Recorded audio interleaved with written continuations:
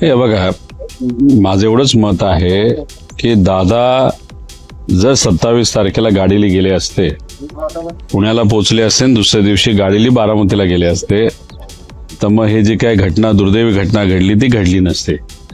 आता 27 तारखेला ज्या ज्या गोष्टी घडल्या होत्या त्या गोष्टी मी बोलून दाखवल्या. उशीर झाला बैठकीला, त्यानंतर एक कुठला तरी फोन आला, तो कोणाचा आला आता लोकांना कळलेलं आहे. फाईल मुद्दामून तिथल्या तिथं सही झाली पाहिजे असं कुठेतरी इच्छा एका मोठ्या नेत्याने फोनवर व्यक्त केली. दादानी ती सही केली आणि त्यानंतर 7:13ला विमानाचं बुकिंग झालं. जर दादांचा प्लॅन आधीच विमानाला जायचा असला असता तर दुपारीच विमानाचं बुकिंग झालं असतं, नाही तर 26 तारखेला संध्याकाळी झालं असतं. त्यामुळे जी काही क्रमवारी आहे ज्याच्यामुळे दादांना उशीर झाला ते फक्त मी बोलून दाखवलं. बाकी मी कोणावरही प्रश्नचिन्ह तिथं केलेलं नाही.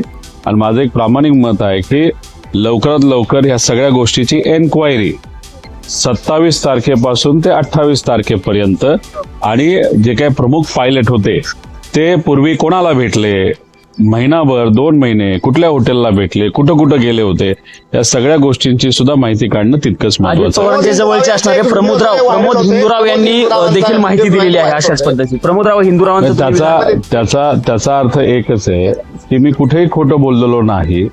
जे खरं आहे ते मी तिथं बोललो. जसं की 27 तारखेला तटकरे साहेब स्वतः म्हणतायत की मी तिथं आलो, उशीरपर्यंत थांबलो. दुसऱ्या बाजूला हिंदूराव भाऊ बोलतायत की प्रफुल्ल पटेल साहेबांचा फोन आला आणि मग तिथं दादांना उशीर झाला आणि मग दुसऱ्या दिवशी ते विमानाला गेले. त्याचा अर्थ 3 पैकी 2 गोष्टी जर खऱ्या असतील तर तिसरी गोष्ट पण तितकीच खरी आहे की एका पॉलिटिकल कन्सल्टंटच्या बाबतीतली चर्चा तिथं झाली. त्या पॉलिटिकल कन्सल्टंटकडे योगायोग असे गेल्या काही महिन्यांमध्ये त्यांनी विमान सुद्धा विकत घेतलेलं आहे.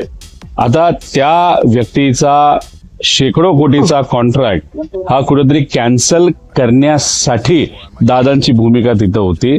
आणि मग तिथंच कदाचित तो वाद विवाद तिथं झाला. तटकरे साहेब तिथं होते आणि त्या वादविवादला या मुद्द्यावर ज्याच्यात दादांची कुठंच इच्छा नव्हती त्याच्यावर वादविवाद झाला, म्हणून उशीर झाला. आणि उशीर झाल्यामुळे दादा गाडीला जाऊ शकले नाही आणि दुर्दैवी घटना ती 28 तारखेला सकाळची